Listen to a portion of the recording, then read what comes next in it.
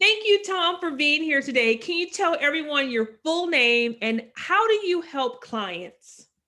So my name is Thom Singer, and I do a couple different things in my career, and that is I work as an executive search consultant. So I help mid-sized companies find their key hires. And then I also work as a professional speaker and trainer. And so in that role, I help teams get more focused on how do they connect and engage. Excellent. Now, you and I met on Clubhouse. So my question is, what do you love most about Clubhouse? So I tell everyone who will listen, I tell everyone that Clubhouse has put the social back in social media. So if you think back to the early days of Twitter, it was awesome because you could go on to Twitter, you could say some things, people would either agree or disagree, you could have a conversation, and that led to building community. And over the years, the algorithms, the pay to play, everything else came in, and that social connection became more of a broadcast. The personal human to human engagement part disappeared, and most social media became the land of influencers pushing out and not a lot of traffic for the rest of us. What I love about Clubhouse is you still can get in and have a conversation and meet people. And I think it has something to do with the fact that we've gotten rid of a lot of the BS that's happening in social media, at least for the time being. And we're just having people talking. So very true. So a few people have said Clubhouse can be addicting. So how many hours do you spend on Clubhouse? I'm sorry, I cut out a little bit on that. So you talked about Clubhouse being addicting. And so I think, hang on, I've lost the audio. That's okay. We're going to get it back here in just a second. There, now I can hear you. All right. So I think that it's extremely addicting. That's why I try to schedule it. Originally I would go on and host a room, and if the room was going, I'd let it keep going. One of my first rooms went 5 hours. Now I try to cap a room to an hour or an hour and a half. Very smart. Now, what cool connections have you made since being on the app? Besides meeting you? You're very kind.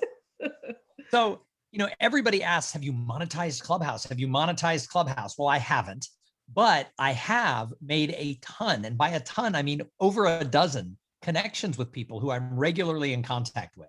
And I am a big believer that all opportunities in our lives come from people. So when you build business connections and personal connections, friendships, etc., you have no idea where that's going to lead in the long run. So I currently, just off the top of my head, can think of well over a dozen people who have become part of my inner world. Some I kind of knew before through the National Speakers Association, but by being on Clubhouse and co-hosting rooms and sharing things, we've actually taken our friendship to a higher level. And these are the type of people who could refer business to me down the road. So I'm super excited about the human engagement that has taken place for me on Clubhouse.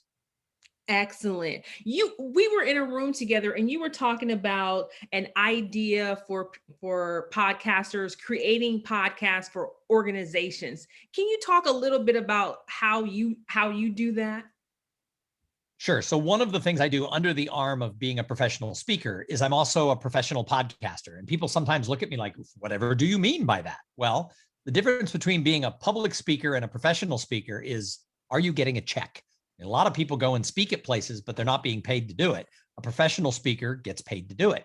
So as a professional podcast host, I actually host 3 podcasts for organizations that aren't me. I also host my own podcast, but I host a show for a group called the Digital Enterprise Society podcast. I co-host that show and I produce it.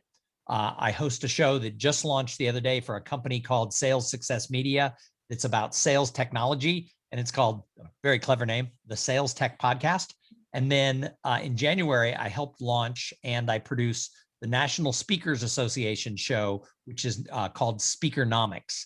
And so what I've done is partnered with these organizations as their talent for their show, much like CNN, hires Anderson Cooper to host the show. It's CNN, it's their platform, and they have a host, and he's compensated for being that host. Same thing is true in the world of podcasts. So often an association or an organization just looks around and goes, Becky has a great personality. Maybe she can host our podcast. whether she wants to or not, whether she has experience, etc. The problem with that is maybe Becky is great, maybe not, but if she is great and gets a big following and Becky gets a new job, they've just lost the face of their show. So by hiring an outside host, there's no politics. There's no worry that the person's going to leave. And it can be a multi-year program. Digital Enterprise Society is now in its third year as a weekly podcast. So what I've done is I've taken my skills as an interviewer and I've offered them up to organizations. And right now I have 3 shows. I'd love to host 5. Excellent. Now, if somebody was just jumping on Clubhouse, what's one tip you can give them to be successful? Well, the first thing to do with any organization you join, whether it's in person or it's in a digital environment, is sit and listen first for a while. So I've counseled a couple of friends who've gotten onto Clubhouse and I said, look, spend a couple hours a week or more, half hour a day, just going into rooms and listening and seeing how different moderators host the room, seeing how people carry themselves in Clubhouse and what they do. Look for the people you find obnoxious and look for the people who you admire. And then make sure when it's time for you to raise your hand and speak up, that you're putting yourself more into that category where the people who are admired are versus, the people who are too salesy or they're, too whatever bugs you about some of these rooms. Because Clubhouse has gotten so big in the last 4 months that it's not a thing anymore. Clubhouse is 10 different things. And some of them bug me. Some rooms, I won't go into some of these rooms that are like, get rich by 5 o'clock in the afternoon and buy my stuff. Yeah. I like the rooms where experts are there and they're talking and sharing. And maybe there's only 10 people in the room, but you have access to a real expert who is sharing. But I tell people, go in and listen first, then start raising your hand and asking questions of the speakers, and then start hosting your own room. Don't do it in the opposite direction. Very smart. Has there been a piece of advice that you have really enjoyed just by being a listener in one of the rooms?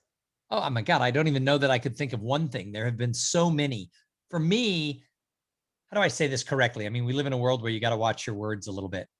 I have intentionally gone into rooms where it's out of my area of expertise and out of my area where maybe I shouldn't be the one speaking up.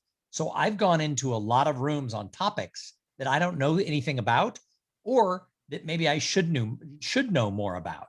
So there is a lot of rooms on Clubhouse around diversity, equity, and inclusion. And there are rooms that are strictly geared towards conversations amongst people of different minorities. And I have intentionally gone into those rooms to listen, just to see what people are saying. And oftentimes they'll say, oh, look, we have one person who's not like us in the room. Let's invite him to the stage. And in most cases, I have respectfully declined coming up and talking, not because I'm scared or not because I don't know the topic, but it's not my place to jump into a conversation that I don't know anything about. So I have gone into rooms on things around the cannabis industry, because the cannabis industry is an area that I want to learn more about. The legal cannabis industry is one of the fastest growing industries in the United States. And as someone who works in executive search, these companies, the ones that are really successful, they have a lot of trouble finding CFOs and COOs and other people because there's nobody who has a decade of industry experience, because the industry is a burgeoning industry. So I go into those rooms and I just listen to the executives in these legal cannabis companies, be it THC, CBD, hemp, et cetera, who are talking about the growth issues they're facing in their business. I don't know, I haven't done a search in the cannabis industry, but the company I work for has done dozens of them. So I want to join sort of that practice group, but I have to learn the industry. But jumping into a room, raising my hand and talking like I'm an expert wouldn't do me any good, because I'm not an expert. So I go into rooms that I don't know about, and I sit and listen and learn, be it about race, be it about a certain industry. I mean, there's probably 10 different topics where I've said, ooh, that's out of my comfort zone. That's not me. I'm going to go listen. Very smart. Thank you so much for being with us today, Thom. Where can people find you online? So I'm pretty much on most of the social medias. It's just at Thom Singer, THOMSINGER. And then my website is thomsinger, THOMSINGER.com. Awesome. Thank you again. And we will see you in Clubhouse. Bye-bye.